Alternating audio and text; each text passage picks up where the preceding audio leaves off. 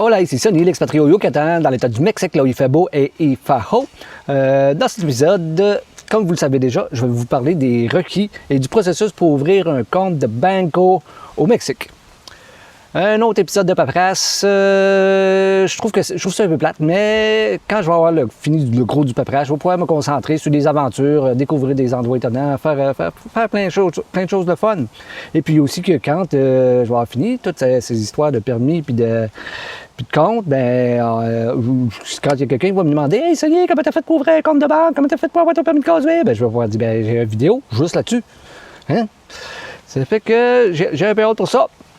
Pour en revenir à nos pesos, nous allons aller voir les documents requis pour ouvrir un compte de banque au Mexique. Mais avant, je vais vous parler des banques un petit peu. Moi, j'avais été avec Scotiabank, comme on peut voir, Debito.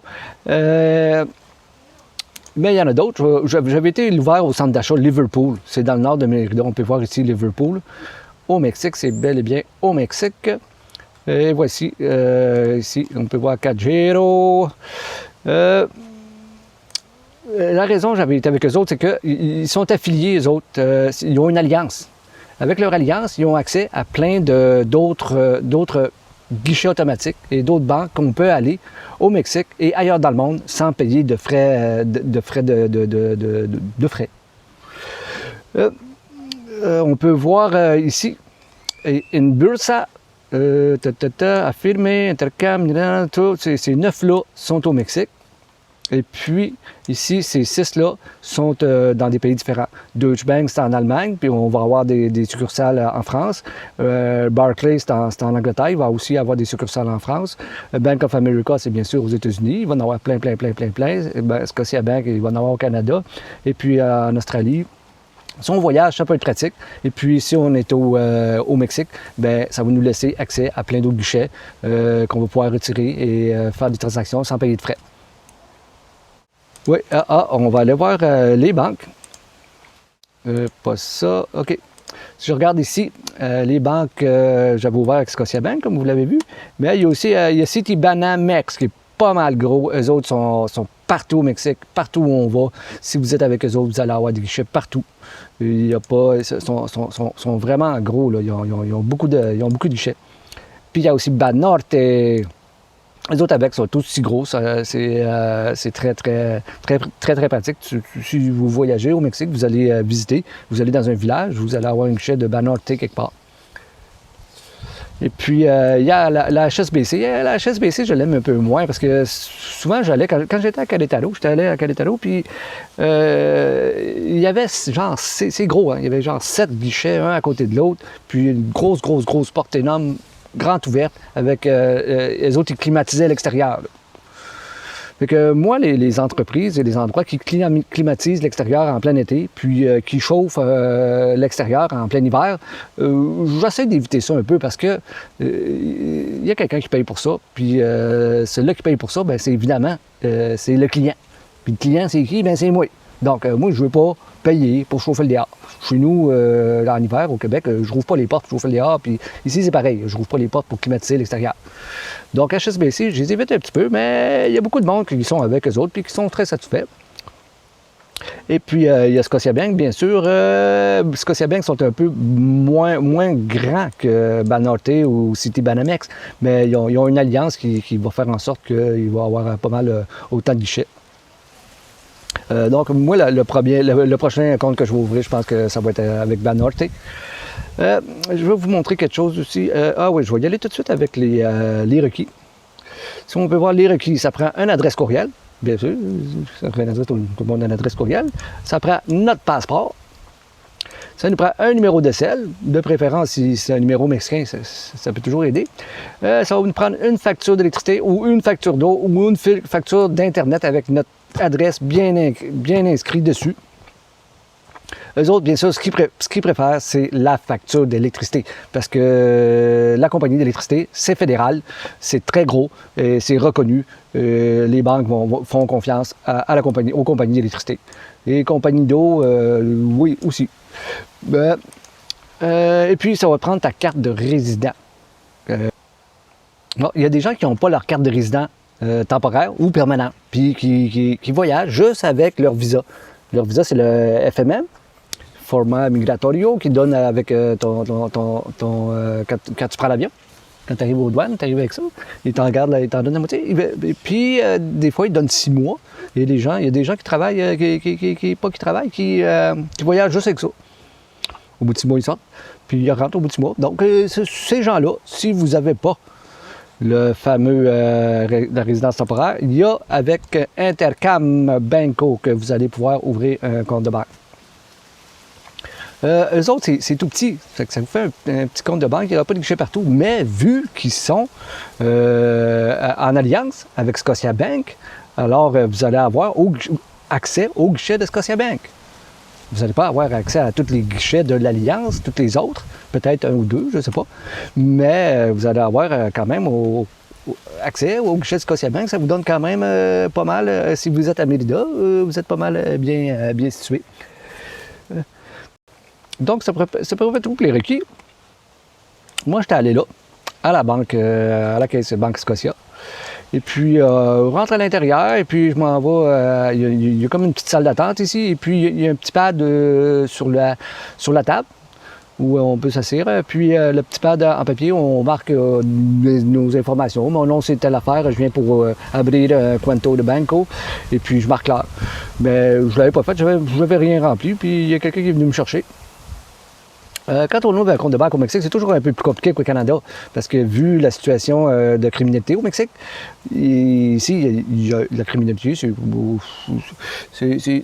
on prend le Mexique à grandeur, c'est sûr que dans la région de Mérida, au Yucatan, il y a beaucoup de moins de crimes, il y a moins de criminalité, mais si on va dans le reste du Mexique, ça peut monter assez merci. Donc, c'est les mêmes règlements pour les banques, pour tous les États, pour tous les villes. Donc, ça va être un peu plus compliqué. Moi, quand j'étais au Canada, j'avais ouvert mon compte, ça avait pris 45 minutes, puis j'étais parti avec la carte. Eux autres, ça peut prendre 2 heures, ils vont remplir tous les papiers pour toi, et puis ça peut même prendre 3 heures.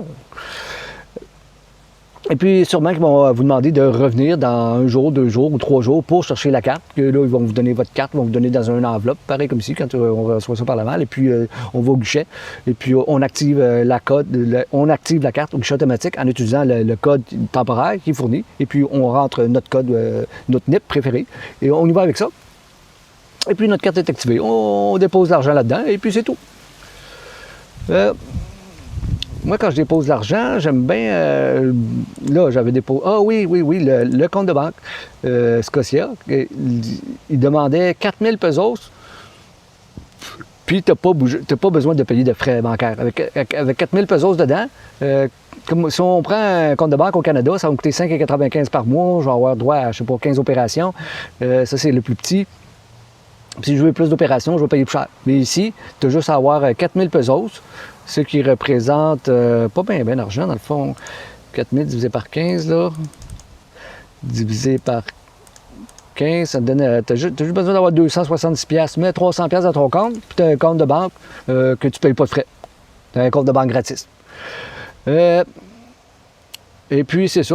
J'avais été retirer un peu de pesos, moi, avec ma carte de guichet Scotiabank canadienne. Puis, j'avais mis ça dans mon compte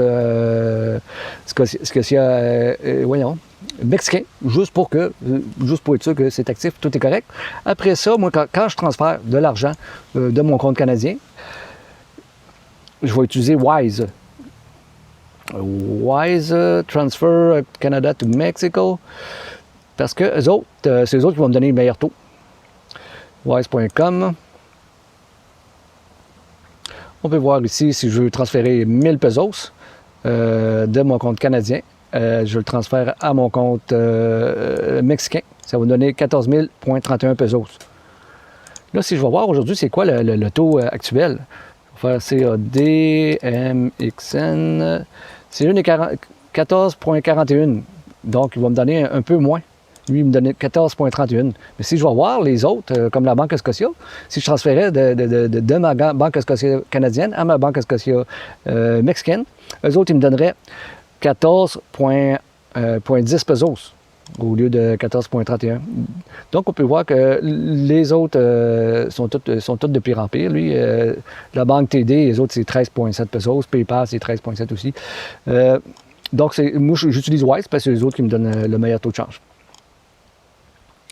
À partir de là, ben, je rentre. Je transfère de Scotia, de ma banque Scotia canadienne à ma banque Scotia mexicaine.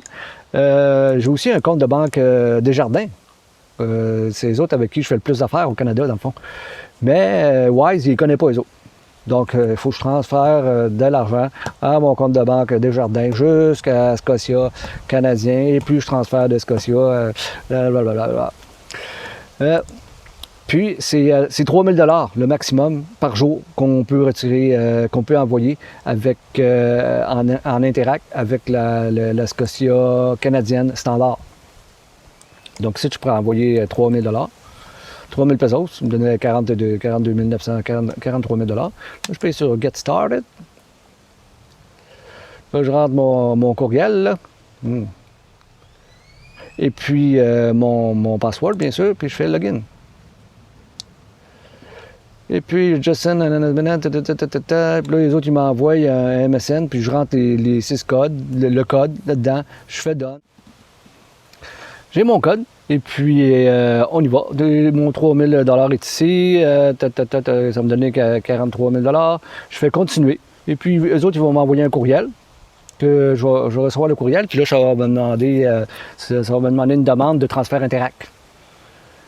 Puis là, il va dire de quelle banque tu veux transférer ton argent? Puis là, je vais marquer Scotiabank parce que la Caisse des Jardins ne sera pas là. Scotiabank, puis là, ça va m'en aller dans le compte Scotiabank. Puis à partir de là, je fais automatiquement un transfert de 3 000 $. Ça se fait très facilement. Et puis, ça va prendre, dans la même journée, là, ça va prendre un 2-3 heures avant que l'argent soit transféré dans mon compte mexicain. Alors, c'est ça que j'utilise. Wise, c'est très bien, ça fonctionne très bien. C'est les autres qui me donnent le meilleur taux. Si on regarde le taux actuel, le taux, il n'arrête pas de baisser. Là, sur un an, on est rendu à 14,41. On était à 16 pesos il n'y a pas longtemps, au mois de juillet. J'espère que ça va se remettre à monter un petit peu parce que l'hiver, je ne suis pas obligé de payer le chauffage, mais ça peut être 35 des pesos. Donc, je vous souhaite bonne chance pour obtenir votre carte de débito. Et puis, prenez soin de vous et à la prochaine!